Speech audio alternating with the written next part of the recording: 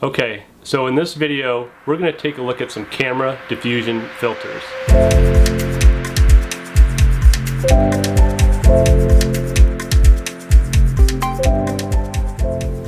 So about a year ago, I was working on a short film project and I wanted to use some diffusion filters on my camera.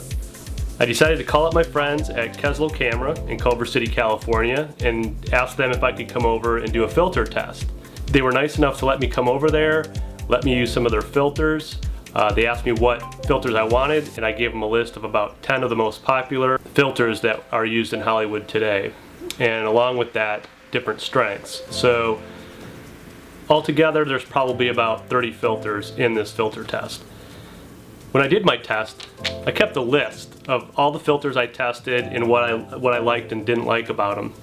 The other thing I did on this test was when I put them in my matte box, I took the filter and I tipped it out and tipped it back in. I tipped it out, tipped it back in. So that way you can see what the filter looks like in and out and really get a good idea of how it's going to affect your image.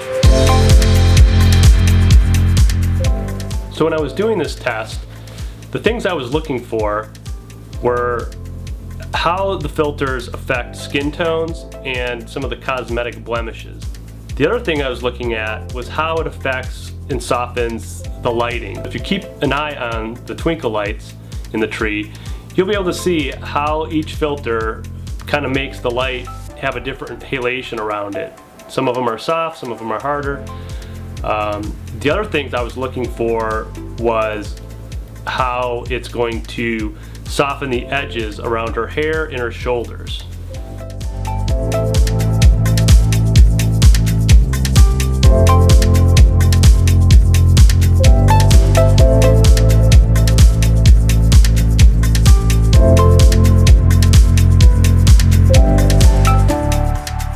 Sometimes I get asked what my favorite filter is, and I don't know if I really have a favorite filter per se.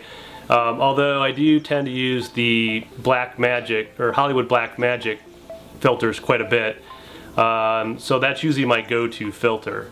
So depending on what camera you're using, how digitally sharp the image is, the lighting, the skin tones of your talent, their cosmetic blemishes, there's a lot of things that go in to choosing a filter.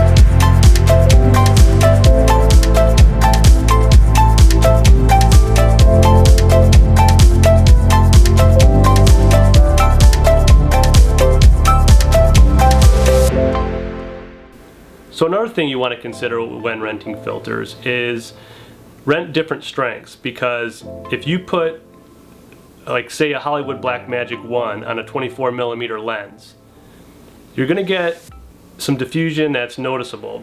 But then if you switch your lens to, like, say, an 85mm, you're going to have to knock the strength down to like a 1/4 or an 1/8 strength, because the one is going to make it look really muddy. So usually the longer the focal length, the milder the diffusion should be, is what I've noticed. So choose different strengths of diffusion to see what works for you.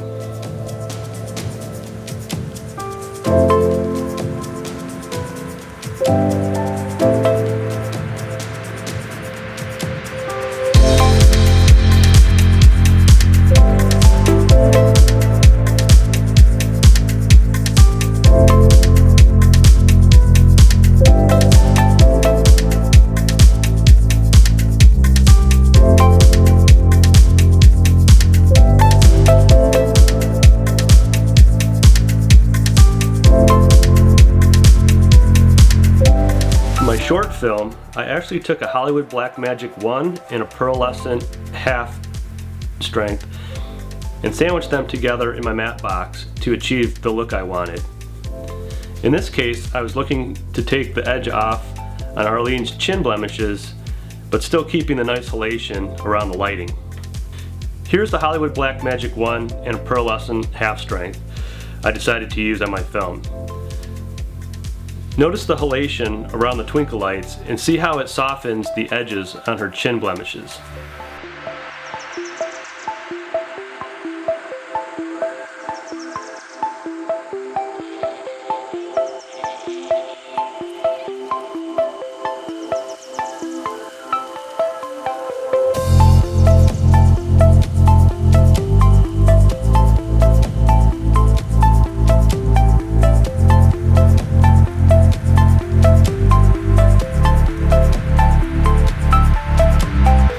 Some of the filters, such as Glimmer Glass and Pearlescent, will make the highlights pop or stand out a bit more. Pay attention to the highlights in these next few tests. Sometimes this is the look I'm after, as I own some Pearlescent filters myself.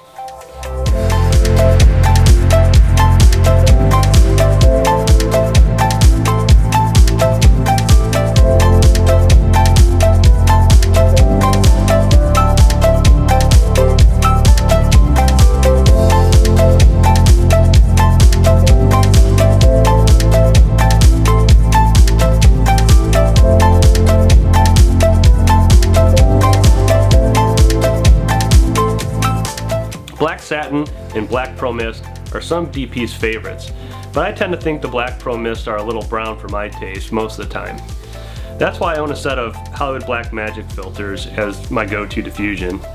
Hollywood Blackmagic seems to keep the contrast in the blacks a little more neutral.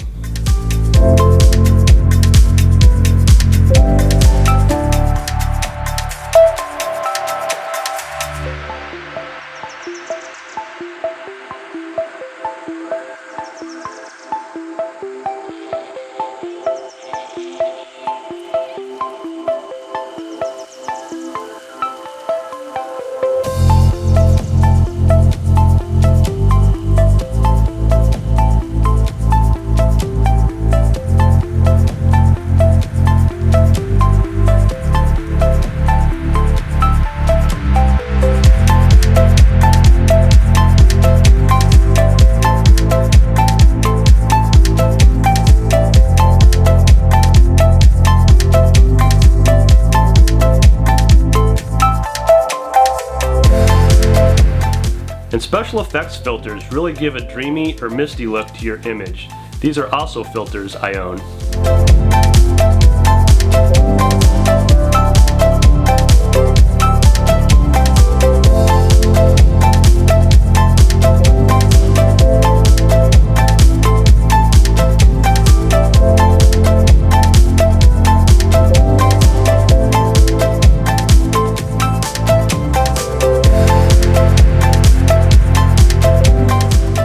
So that'll pretty much do it for this video.